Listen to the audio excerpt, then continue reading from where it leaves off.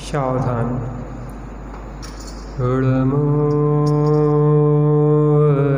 अर्हन्ताणं सिद्धाणं आयरीयाणं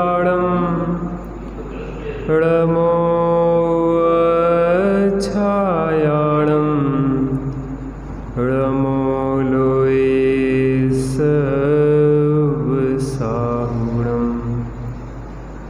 राम कहानी सुनो रे, राम कहानी, राम कहानी सुनो रे, राम कहानी। सुनत हर्ष आवे,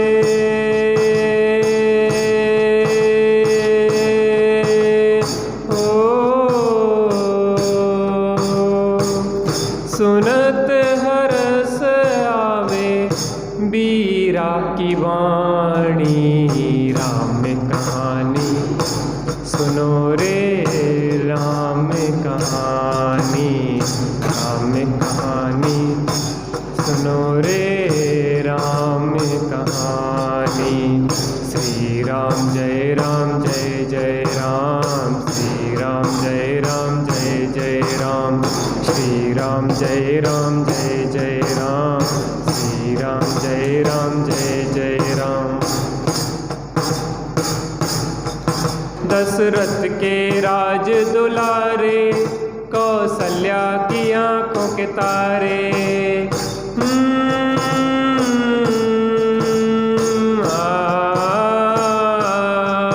दशरथ के राज दुलारे, कौशल्या की आंखों के तारे।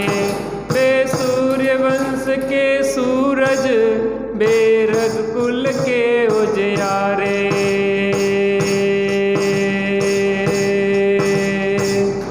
रवि सेन गुरुवर बोले हो,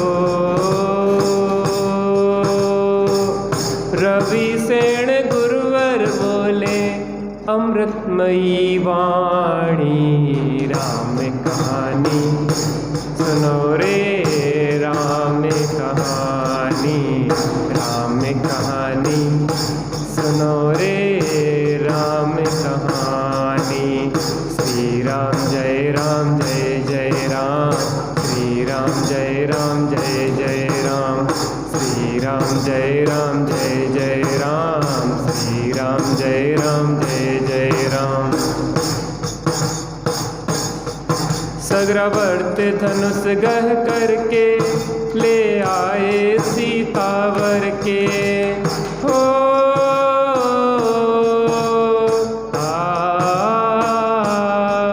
सग्रावर्त धनुष गह करके, ले आए सीतावर के। घर त्याग हुए वनवासी, पितु की आज्ञा सिर धर के। लखन सियाले संग हो, लखन सियाले संग, छोड़ी राजधानी। राम कहानी सुनो रे, राम कहानी, राम कहानी सुनो रे, राम कहानी। श्री राम राम जय राम, श्री राम, श्री राम। कृत्रिम सिंहनाद दशानन करके, ले आया सीता हर के हो।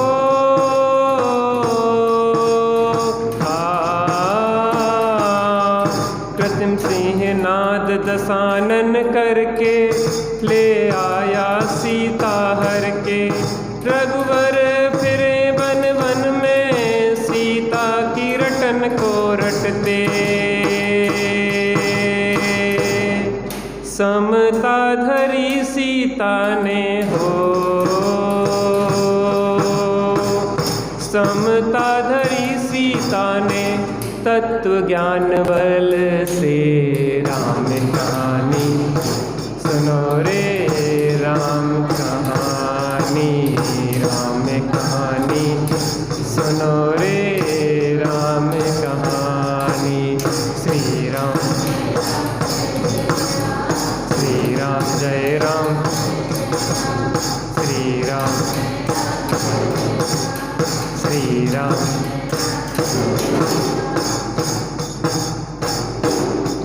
श्री राम ने हनु पठायो, हनु राम दूत बन आयो। हो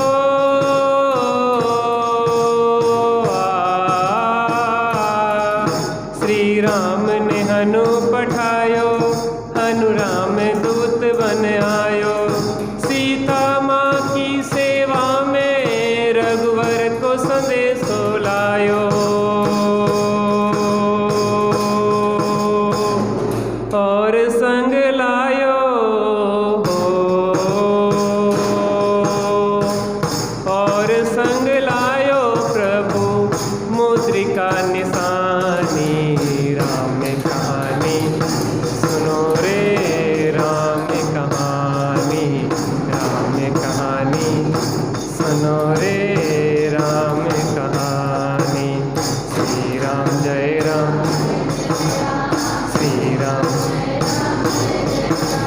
श्री राम जय राम, जय जय राम, श्री राम जय राम, जय जय राम। लखन दसानन बध करके रघुलाए सीता जय के। हो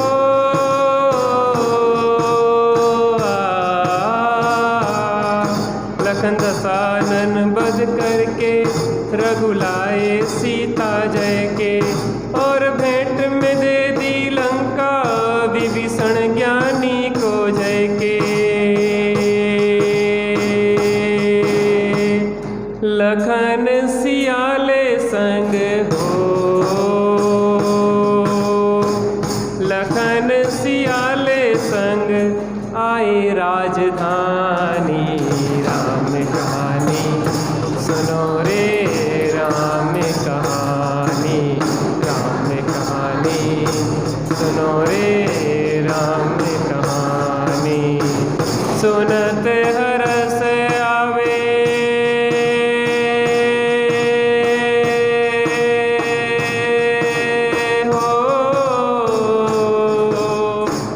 सुनत हरस आवे बीरा की वाणी। राम कहानी सुनो रे राम कहानी, राम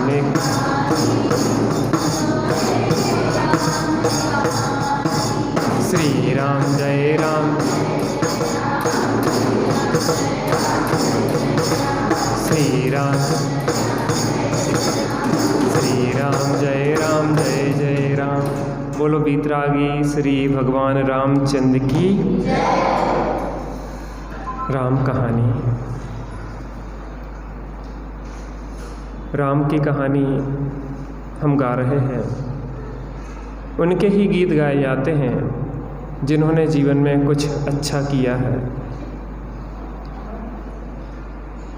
बहुत प्रतिकूलताएं आईं भगवान श्री राम के जीवन में, लेकिन उन सब प्रतिकूलताओं के बाद उन्होंने निर्ग्रंथ दिगंबर दीक्षा लेके अष्टकर्मों का अभाव करके मांगी तुंगी से मोक्ष प्राप्त किया। जन्म उन्हीं का सार्थक है कि जो जन्म मरण का अभाव इस जन्म में कर लेते हैं। महापुरुषों के जीवन में कैसे कैसे कर्म के उदय आते हैं हम देखें। हमारे जीवन में शायद वैसी प्रतिकूलताएं नहीं हैं। हमें उस अपेक्षा से देखा जाए तो काफ़ी अनुकूलताएं हैं, उसके बाद भी हम धर्म ना करें, यह तो हमारी दीनता है। जीवन थोड़ा है और जंजाल बहुत है। महापुरुषों ने तो अपने जंजाल को छोड़ के जीवन को सार्थक किया। अब हमें क्या करना है, महत्वपूर्ण यह है। व्यक्ति वो जो घटनाक्रम घटित हो रहा है उससे क्या शिक्षा लेता है, वो व्यक्ति के ऊपर, स्वयं के ऊपर निर्धारित होता है। अच्छी बात में से भी गलत बात निकाली जा सकती है और गलत बात में से भी अच्छी बात निकाली जा सकती है। ये हमारे ऊपर है पूरा निर्धार। आपने घटना सुनी होगी कि एक वेश्या चौराहे पे डली हुई है मृत। वहाँ से एक महात्मा निकलते हैं और विचार करते हैं कि ऐसा सुंदर रूप, यौवन, शारीरिक बल पाके भी इस वेश्या ने अपने जीवन का कल्याण ना करके विषय भोगों में जीवन को गंवा दिया। एक भोगी वहाँ से निकलता है और वो विचार करता है अगर ये जिंदा होती तो मैं इसे भोग लेता। एक श्वान वहाँ पे खड़ा हुआ है कि सब लोग हटें और मैं इसको खा लूँ। अपने अपने देखने के दृष्टिकोण है, कौन कहाँ से क्या लेके जाता है वो उसकी स्वयं की सोच पे निर्धारित करता है। लेकिन हमें अपने साथ कुछ अच्छा लेके जाना है। इन महापुरुषों का जीवन चरित्र हमारा जीवन चरित्र बदल दे, तब तो इन महापुरुषों के जीवन चरित्र को पढ़ा, सुना और समझा है। और हमारी जीवन की धारा वहीं चल रही है और महापुरुषों का जीवन चरित्र गाते रहे, उससे हमें कुछ विशेष मिलने वाला नहीं है।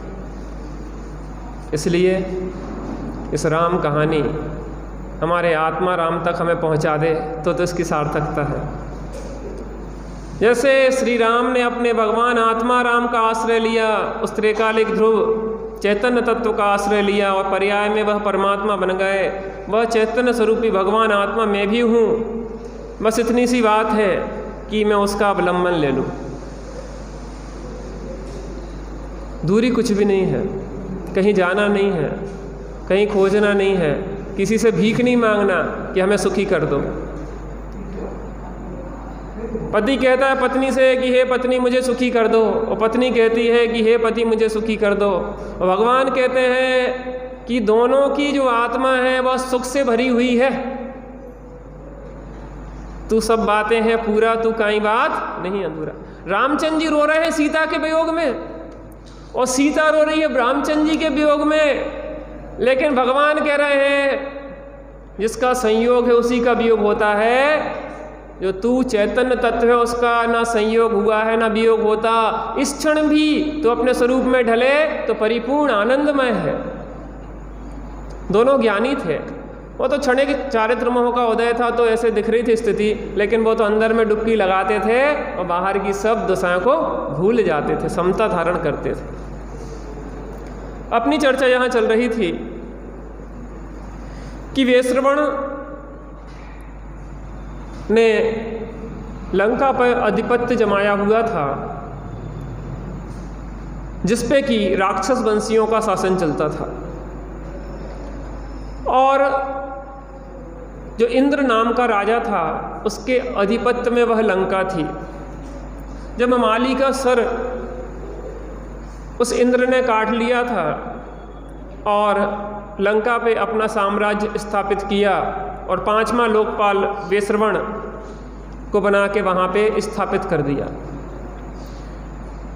यहाँ पे रावण, कुंभकर्ण और विभीषण ये 3 भाई बड़े हो गए थे। कुंभकर्ण क्या करता था, वैश्रवण और इंद्र के साम्राज्य में जो नगर आदि थे वहाँ जाता था और लूट के धन आदि लाता था, वहाँ की जनता को परेशान करता था।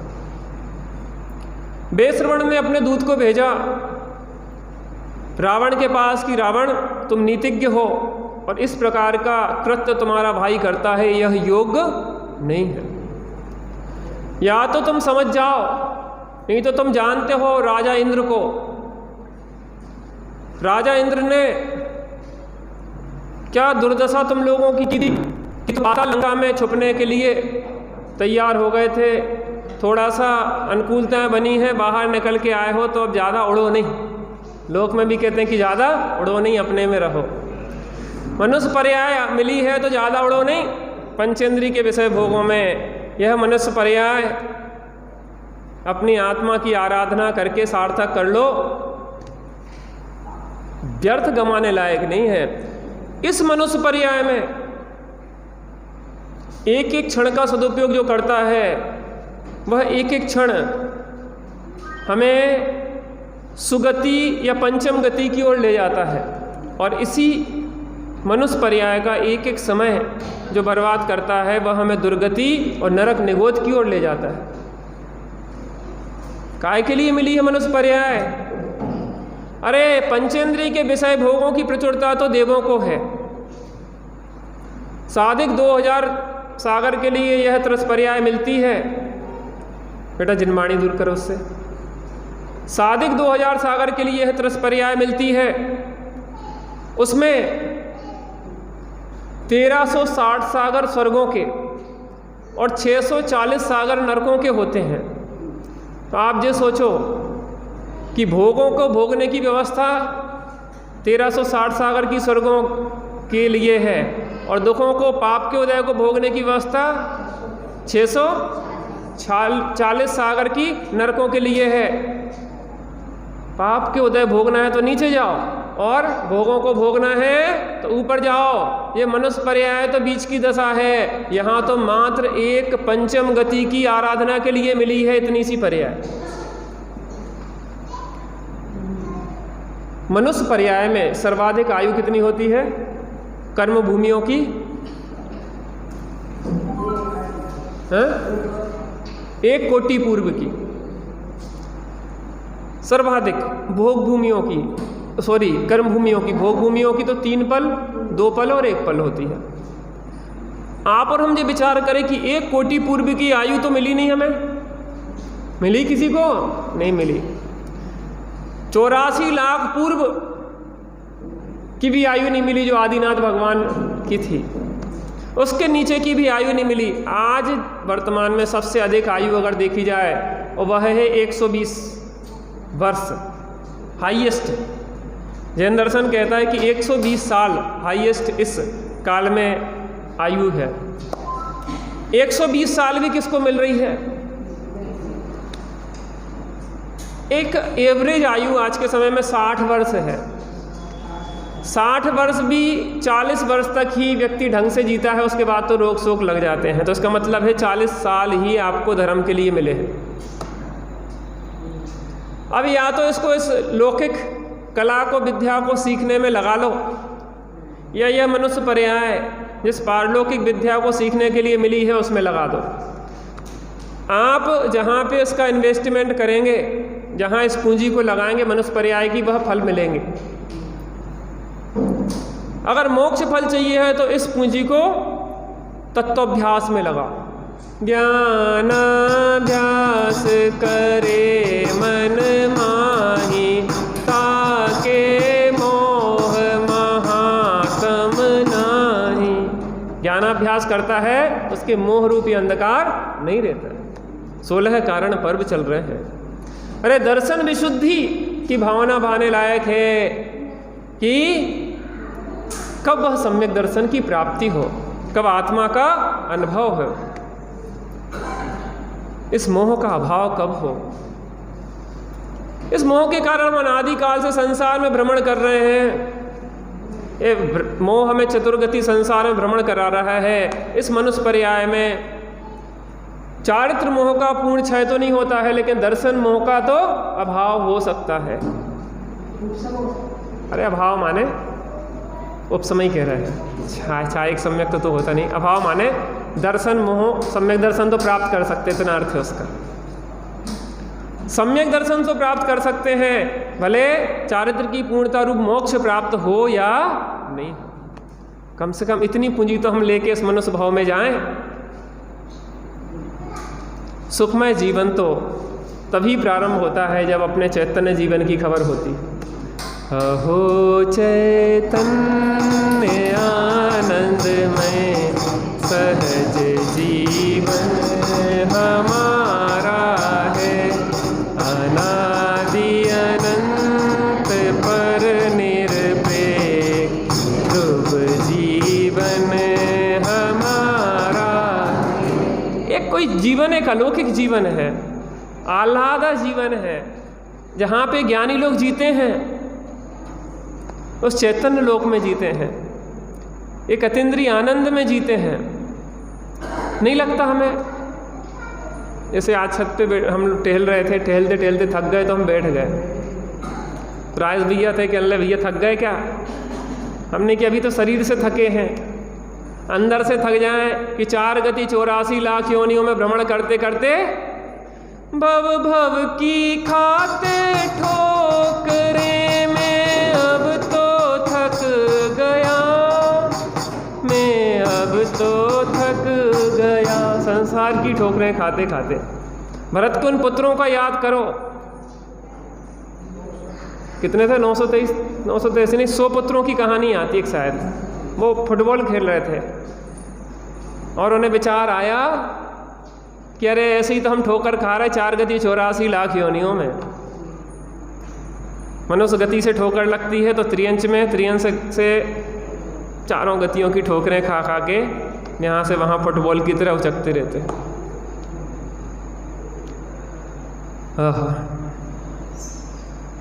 अब संसार में भ्रमण करने लायक नहीं है। तो वहाँ पे कुंभकर्ण उत्पात मचाता था, तो वैश्रवण ने कहा कि या तो इसका उत्पात बंद करो या युद्ध के लिए तैयार हो जाओ। अब देखते हैं, सर्ग 3 शुरू होता है आज से, पृष्ठ क्रमांक 44। निष्ठुर वचन दूत के सुनकर हुआ दशानन मन में क्षोभ, होगा बस रण में ही निश्चय अब हम दोनों का प्रारब्ध।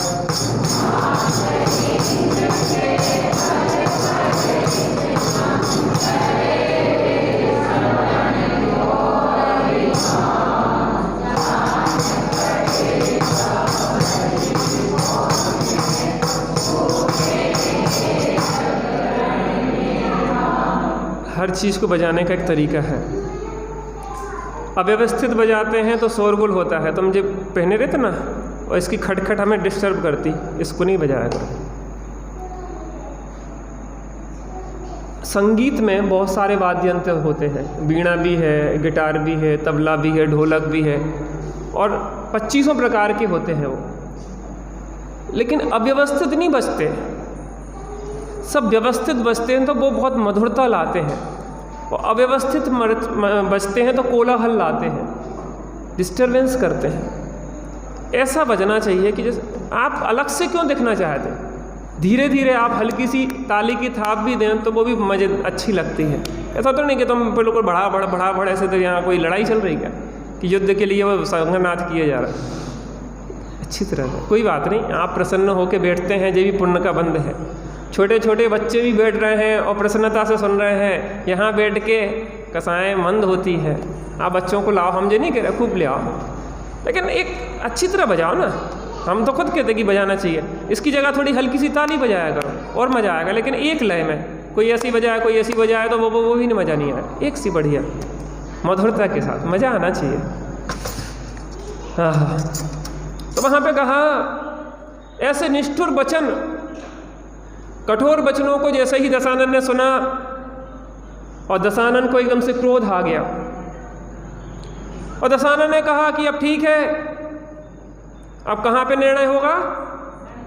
रणभूमि में ही निर्णय होगा। और इस प्रकार से वैश्रवण से कहना कि तुम इंद्र का बल पाके इस प्रकार से उन्मत्त हो रहे हो, दशानन के बल को तुमने अभी जाना नहीं। सुख में सुख से बैठ सकेगा कब तक लंका पर करके अधिकार, याज सहित लंका लेने को बैठा हूँ मैं तो तैयार। क्यों न लाज आती है तुझको, इस विधि कहते वचन कठोर, बद करने उस दुष्ट दूत का हाथ बढ़ाया हंसी की। उनने कहा कि वो वैश्रवण, जे मोबाइल की आवाज़ कम कर देना, जे वैश्रवण कब तक हमारी लंका पे अधिकार जमाए रहेगा? एक दिन तो उसको हमारी लंका हमें देना ही होगी, और हम ब्याज सहित लेंगे। काय सहित लेंगे? ब्याज सहित तुमसे लेने के तैयार हैं। और दूसरे का तेरे को ऐसे निष्ठुर वचन बोलते हुए लाज नहीं आती, तू किसके सामने बात कर रहा है? किसके सामने बात कर रहा है? तुझे पता नहीं है? ये दशानन है, जिसका नाम सुन के भी शत्रु सेनाएं कांपने लग जाती है, और तू दशानन के सामने ऐसी बात कर रहा है दूत। और दशानन ने तलवार निकाल ली, काय के लिए? उस दूत के वध के लिए। अब तेरे जीवन प्राण बचने वाले नहीं।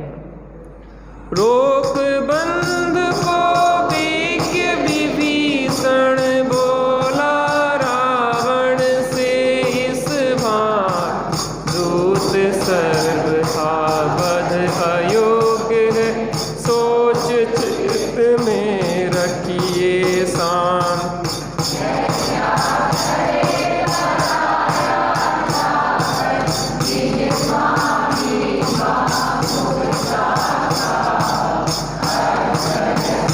मुख से बोले वह स्वामी जो कहलाता।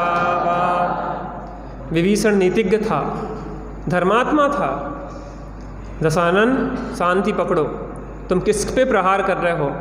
तुम्हें क्या नीति नहीं पता है कि किसी का दूत मारने योग्य नहीं होता है? उसमें दूत की क्या गलती है? दूत की क्या गलती है? दूत तो अपने स्वामी के वचन बोल रहा है। जैसा स्वामी ने कहलवाया है, जिस भाषा में स्वामी ने कहलवाया है, उस स्वामी के वचन बोल रहे हैं। आपके जो विदेश मंत्री होते हैं, आपके प्रवक्ता होते हैं, देश के पार्टियों के प्रवक्ता होते हैं, तो प्रवक्ता जो बोलते हैं वो किसकी भाषा बोलते हैं? देश का प्रवक्ता है अगर, तो वो देश की भाषा बोलेगा ना। वो भारत का अगर शासन, भारत की शासन की तरफ से नियुक्त है किसी भी देश को कोई इन्फॉर्मेशन देने के लिए, तो प्रवक्ता भारत की भाषा बोलेगा। तो उस प्रवक्ता को वो वध योग्य नहीं होता। देखो, सभी देशों में लगभग अन्य देशों के क्या कहते हैं उसको? राजदूत होते हैं। राजदूत होते हैं, और वहाँ कोई भी बात होती है तो वह राजदूत उस देश की बात वहाँ की गवर्नमेंट्स को पहुँचाता है कि आपके यहाँ की ऐसी ऐसी बात है, अच्छी या बुरी, वो वहाँ इन्फॉर्मेशन देता है। तो अगर वो बात कोई गलत, कुछ गड़बड़ कर रहा है, तो वहाँ पे अगर कोई वो तेज भाषा में बोलता है तो उस व्यक्ति को मारा नहीं जाएगा, उसकी शासन रक्षा करता है उस राजदूत की। और राजदूत के ऊपर अगर कोई बात होती है तो फिर वो देश चढ़ाए, आपके ऊपर चढ़ बैठेगा, हमारा व्यक्ति, हमारा। आप उससे, हमारे राजा से बात करो ना, हमने तो उसकी जानकारी दी आपको। देखो, हम जो कर्म करते हैं, उन जो भाव करते हैं, उनसे जो कर्म बनते हैं, उन कर्मों का जो फल आता है, हम उस पर क्रुद्ध होते हैं। उस कर्म में अंतरंग कारण तो द्रव्य कर्म है और बहिरंग कारण नो कर्म है। आप जो सोचो, माता सीता को रावण उठा के ले गया, इतनी तकलीफें हुई, पीड़ा हुई, रामचंद्र जी को वनवास जो जो हुआ, इन सब के पीछे किसका दोष? कैकेयी का? स्वयं के ही उन भावों का दोष है। देखो, सीता को जब दूसरी बार वनवास हुआ, अभी तो आप ये सोचो कि अभी तो रावण उठा के ले गया, या फिर राम के साथ वो वनवास चली गई, जो भी स्थिति बनी, लेकिन उसके बाद तो राम ने ही भेज दिया। आप और हम विचार करें, जब कर्म का उदय हमारा होता है तो हमारे जो सगे संबंधी हैं वही प्रतिकूल हो जाते हैं। जो रामचंद्र जी पशु पक्षियों से पूछ रहे थे, हे खग मृग हे मधुकर सेनी, तुम देखी सीता मृग नैनी। उन्हें इतना भी पता नहीं था क्या कि ये पेड़ पौधे पशु पक्षी बोलने वाले हैं क्या? इतने व्याकुल हो रहे थे जिस सीता के पीछे, और आज उसी सीता को, निर्दोष सीता को, क्या रामचंद्र जी यह नहीं जानते थे कि सीता माता निर्दोष है? यह जानते हुए भी निर्दोष सीता को एक धोबी के कहने पे, बिना बताए, तीर्थ यात्रा की बात कह के कृतांत वक्र से कहा कि तुम ऐसे जंगल में छोड़ के आओ, निर्जन। किसी के पति ने ऐसा किया है यहाँ पे अभी?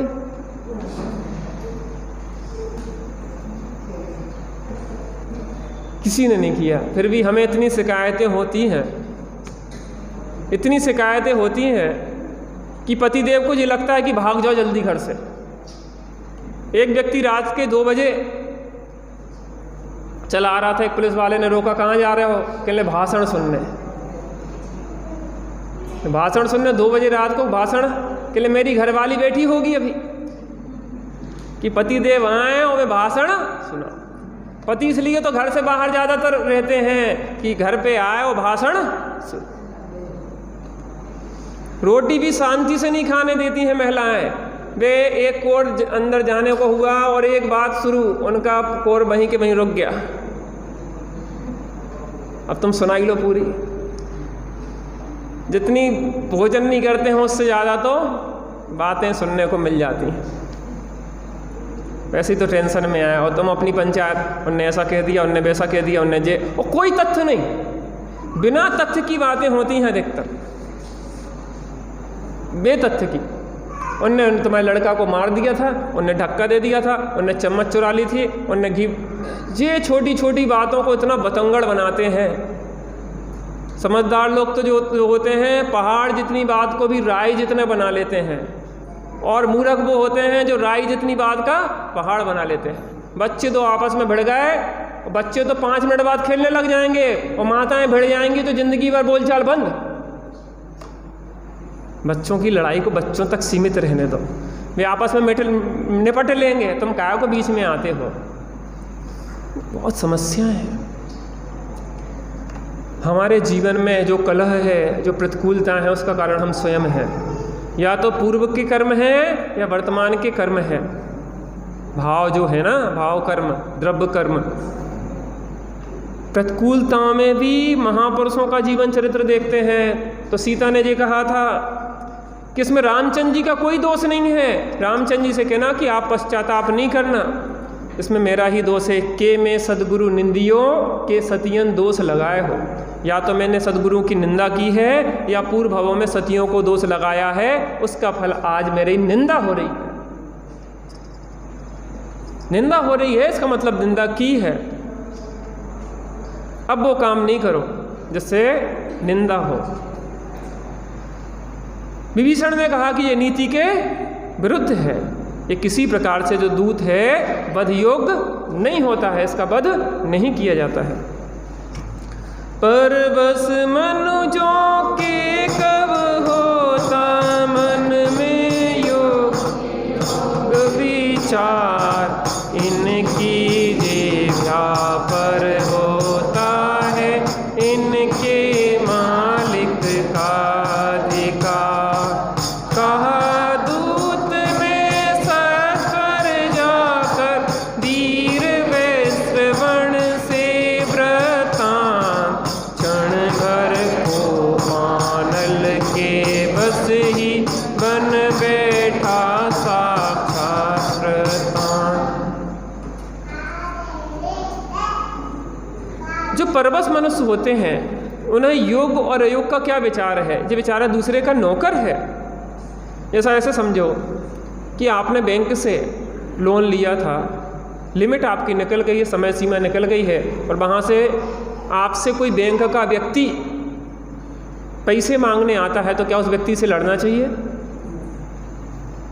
अगर आपसे उधारी जो आपने ली है, बैंक से लोन लिया है, मांगने आता है तो क्या लड़ेंगे क्या उससे? अरे उस व्यक्ति की आपसे कोई व्यक्तिगत दुश्मनी नहीं है।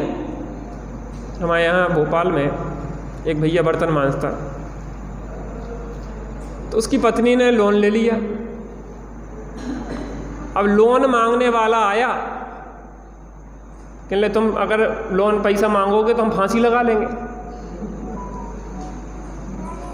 कहने तुम पैसा मांगने आओगे तो हम फांसी लगा लेंगे। तुम फांसी लगाओ या कुछ लगाओ, पैसा लेते समय विचार करना चाहिए था। चलो हम नहीं आ रहे, लेकिन जिस बैंक से जहाँ से तुमने लोन लिया है कोई दूसरा है, तुम्हारे फांसी लगाने से समस्या का निदान तो होने वाला नहीं। हम नौकर्मों को दोष देते रहते हैं। तो परवश जो मनुष्य होते हैं उनकी जिह्वा पे उनके मालिक का अधिकार होता है। और वह जो दूत था तत्काल वेश्रवण के पास गया और उसने लंका के नरेश दशानन का जो समाचार था वहाँ जाके सुना दिया। और जैसे ही उसने समाचार सुना वो लाल हो गया क्रोध से, क्रोधानल उसके अंदर, क्रोधानल से जब जला हृदय, लाल हो गया। अब क्या होता है? बजवादी रण की बेरी झट चले यक्ष गण करते युद्ध, आता देख सामने इनको,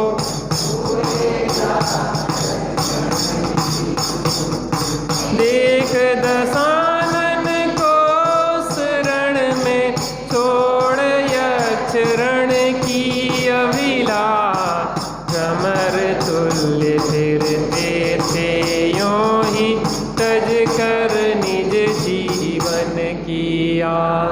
सुनो जी मंगल जैन पुराण यासो, जीवन बने महान। सुनो जी मंगल जैन पुराण यासो। मंगल जैन पुराण को पढ़ने से, सुनने से हमारा जीवन महान होता है, क्योंकि जिनको पढ़ते हैं, सुनते हैं, उन जैसा हमारा जीवन हो जाता है। आजकल बच्चों को मोबाइल में देखते हैं, वो कार्टून देखते रहते, कार्टून। आप देखना, इस चीज़ को महसूस करना। जैसे कार्टून में जो पार्ट होते हैं, जिस तरीके की भाषा बोलते हैं, तुतलिया क्या जो भी बोलते हैं, उस तरीके की लैंग्वेज धीरे धीरे बच्चों की होने लगती है। उनका चलना, उठना, बैठना, कृत्य उसी तरीके के होने लगते हैं। धीरे धीरे वो एक तरह से विक्षिप्तता की ओर बढ़ने लग जाते हैं। एक बीमारी लग जाती है, एक रोग लग जाता है। आप जो सोचो कि मोबाइल छुड़ा लेते हैं बच्चों से तो वो मार डालते हैं माता पिता, यहाँ तक केस देखे गए। जान ले ली माँ की। पढ़ने के लिए माँ ने कहा, मोबाइल बच्चा चला रहा था तो माँ को जान ले ली उस बच्चे ने। क्या हो गया है हमारे? किसने मोबाइल पकड़ाया, हमें ये बताइए, किसने पकड़ाया मोबाइल? हमने पकड़ाया कि अपने आप वो खुद पैदा होते ही से मोबाइल उठा लिया था उसने? माँ को ऐसा लगता है कि भैया ये परेशान कर रहा है तो थोड़ा मोबाइल दे दो तो समय पास हो जाएगा। लेकिन आपको पता नहीं है, भोजन नहीं कर रहा है तो मोबाइल हाथ में पकड़ा दो तो शांति से भोजन कर लेगा। फिर उसको ऐसी लत लग जाएगी मोबाइल की, ऐसी लत लग जाएगी, बेटा वो लात रख रहा जिनमाड़ी यहाँ रखते हैं ना, ऐसी लत लग जाएगी कि बिना मोबाइल के भोजन नहीं करेगा। वो मोबाइल उसकी मजबूरी हो जाएगी। आप सोचो, मोबाइल उसकी मजबूरी हो जाएगी। अभी तक आप अपना समय बचाने के लिए, अपनी समस्या बचाने के लिए मोबाइल पकड़ाते थे, कल के दिन ऐसी वो गले की फांसी हो जाएगी कि मोबाइल आप छुड़ाएंगे और वो आपको गोली मार देगा। इतनी आप सोचो ना, उसको पता है क्या यूट्यूब में क्या देखने लायक है, क्या नहीं देखने लायक है। उसने तो यूँ टच किया, जो आ गया वो आ गया।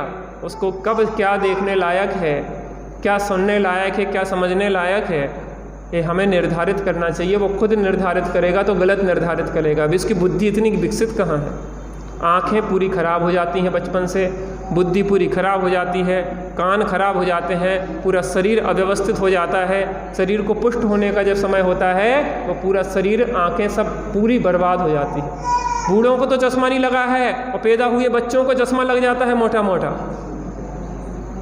हमारी नई पीढ़ी किस ओर जा रही है, जो हमारा कर्तव्य है। विचार करना चाहिए। बच्चों को संस्कार देने में बहुत ही विवेक रखने की ज़रूरत होती है। ये मंगल जैन पुराण हमारे जीवन को महान बनाता है, इसलिए महापुरुषों से, उनके जीवन से जुड़ो, हमारा जीवन भी बहुत आनंदमय होगा। जैसे ही दूत ने कहा, वैश्रवण ने रण की भेरी बजा दी और वहाँ से वैश्रवण युद्ध के लिए चला आया। और जैसे ही यहाँ पे राक्षस गण ने सुना और वो भी दशानन के साथ युद्ध के लिए आ गए। दोनों तरफ से सेनाएं आमने सामने थी। अब क्या होता है? रण कौशल लख कर रावण का, हुआ स्वयं वैश्रवण हता।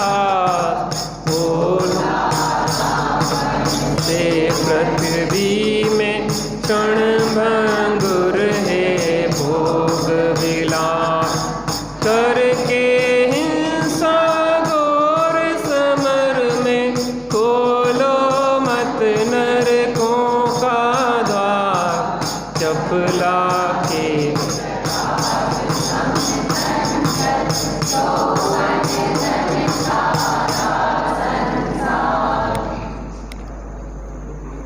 जैसे ही युद्ध प्रारंभ हुआ, जीवों का संहार, लोगों का संहार, महायुद्ध शुरू हो गया।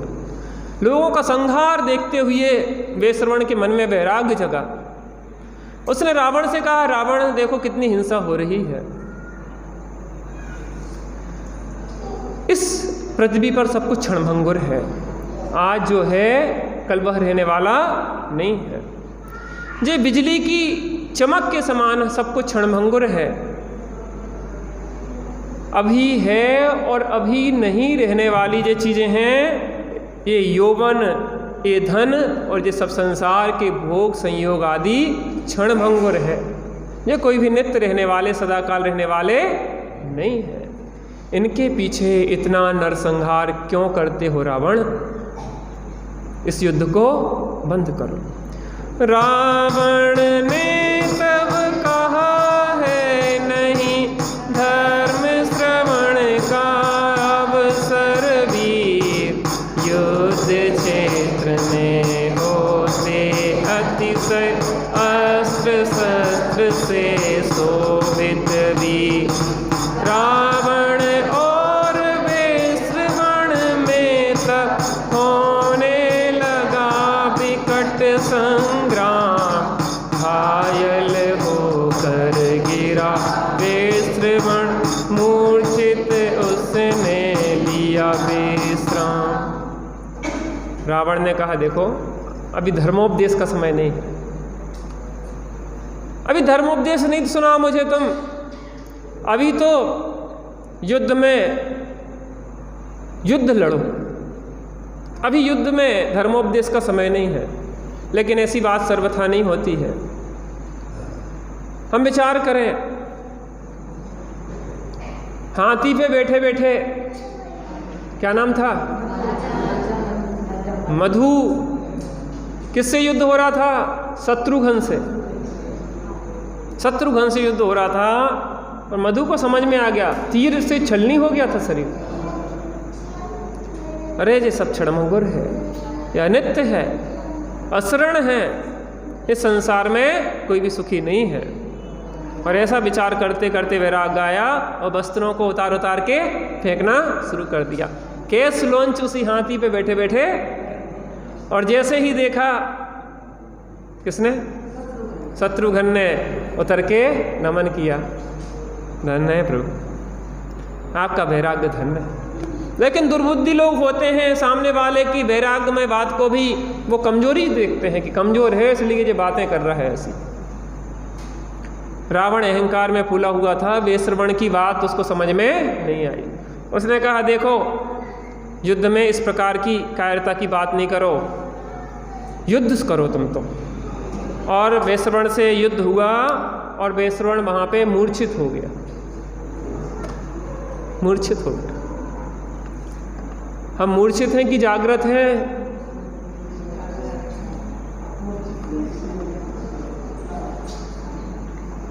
श्रेणिक ने पूछा था कि मामा ये अभी मरा है कि पहले से मरा था?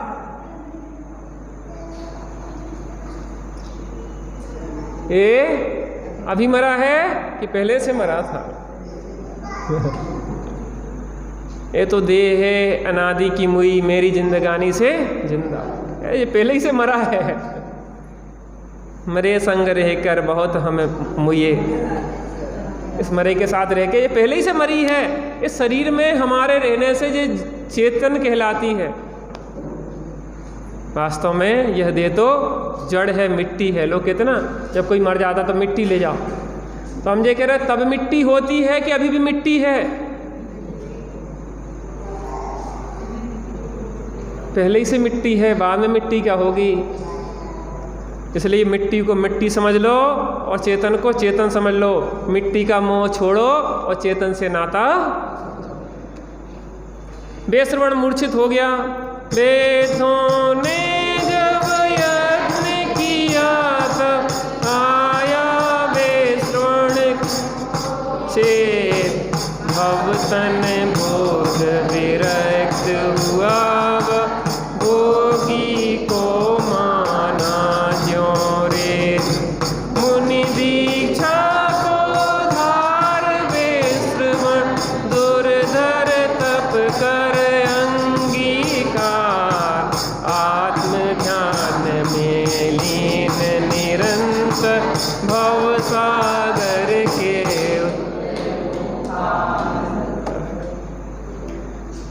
अच्छा हुआ कि बुरा होगा? क्या?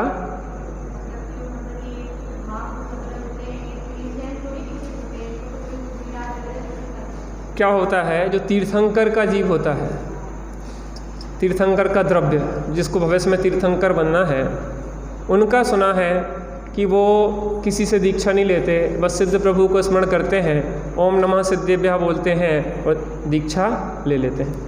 बाकी जो अन्य महापुरुष होते हैं उनका तो किन्हीं गुरुओं आदि के सानिध्य में वो दीक्षा लेते हैं और दीक्षा लेके वो क्रम जो विधि होती है उस विधि विधान से वो होता है।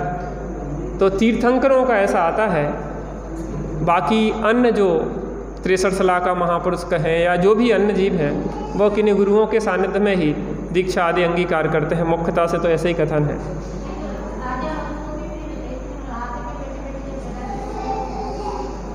वो क्या है, एक परिस्थिति जन्य है। प्राण निकल रहे हैं, कोई कहते हैं ना प्राण निकलते समय वस्त्र को छोड़ के भैया, तो एक इमरजेंसी कहते हैं ना, इमरजेंसी की व्यवस्था है कि अब कोई है ही नहीं वहाँ पे, तो कम से कम अपने भावों से अपन ने छोड़ दिया उस चीज़ को, बुद्धिपूर्वक अपन ने त्याग दिया। लेकिन विधि विधान से जो क्रमिक दीक्षा का विधान होता है, वो विधान तो ऐसा ही होता है कि गुरु के समीप जाकर दीक्षित लो, क्योंकि बिना गुरु के प्रायश्चित आदि की विधि कैसे पूरी होगी? प्रायश्चित आदि तो गुरु ही देते हैं, इसलिए उन सब का एक क्रम होता है, विधि विधान है, उसका विचार कर। अब अंतिम समय चल रहा है, अंत समय में तो ऐसा है कि भैया अपनी तरफ से बुद्धिपूर्वक हमने वस्त्रों का त्याग कर दिया है, तो वो एक अंत समय की एक अलग समाधि संलेखना की व्यवस्था है। बाकी बुद्धिपूर्वक जो होता है वो ऐसा उपदेश होता है। चलिए, तो यहाँ पे अच्छा हुआ कि बुरा हुआ? युद्ध में हारना, हारा कि जीता बेश्रवण? रावण हारा कि जीता? सोचो, हार की जीत आपने कहानी सुनी कभी बाबा भारती की? सुनी हार की जीत? बाबा भारती के पास एक बहुत सुंदर घोड़ा था। एक डाकू खड़क सिंह था। खड़क सिंह की दृष्टि बाबा भारती के घोड़े के ऊपर थी और वो सोचता था कि कब बाबा भारती का घोड़ा मेरे पास होगा। एक बार वह खड़क सिंह एक बीमार व्यक्ति का वेश बना के और रास्ता में डल गया, और वहाँ से बाबा भारती निकलते थे कि मेरे को आगे के गांव तक छोड़ दो, मैं बीमार हूँ, मुझे वैद्य को दिखाना है। और उसने बाबा भारती ने बिठाला और बाबा भारती को धक्का दिया उसने और घोड़ा लेके जाने लगा। तो बाबा भारती ने कहा कोई बात नहीं, घोड़ा ले जाओ, लेकिन ये बात किसी से कहना नहीं। ये बात खड़क सिंह को खटक गई कि ये बात कैसी कर रहा है, कि किसी से कहना नहीं। कहना इसलिए नहीं कहना कि कोई दीन दुखी अनाथों बीमारों की सहयोग नहीं करेगा अगर ये बात प्रचारित हो गई। मैंने तुम्हें दीन दुखी बीमार समझ के तुम्हें सहयोग किया था, और लोग आगे डरेंगे कि किसी भी ऐसे व्यक्ति की सहायता नहीं करना, क्योंकि तुम्हारे साथ धोखा हो सकता है। बात समझ में आ गई। खड़क सिंह डाकू तो था, लेकिन आजकल के डाकुओं जैसा नहीं, उसको खटकता रहा, बात खटकती रही, और रात में आया और बाबा भारती का घोड़ा बांध के चला। हार की जीत, हारते हुए भी बाबा भारती जीत गए और खड़क सिंह जीतते हुए भी हार गया। यहाँ रावण दशानन जीत के भी हार गया और बेश्रवण हार के भी जीत गया। हमें लगता है परिवार में कि उसने 2 सुनाई, हम 4 सुनाएंगे तो जीत जाएंगे। नहीं नहीं, जीतेगा वो जो समता रखेगा, गोली का जवाब गाली से भी नहीं देगा, समता भाव रखेगा। ठीक है, कर्म का उदय है, 2 बात कह दी तो कह दी, कहाँ चिपक गई गाली? चिपकती है कहीं गाली? उसके पीछे कितने युद्ध होते हैं। अपने दुख के कारण हम स्वयं हैं, इसलिए कभी भी ऐसे विपरीत विचार नहीं करना। तो यहाँ पे बेश्रवण ने दीक्षा ली और संसार से पार होने का मार्ग यहाँ पे उसने प्रारंभ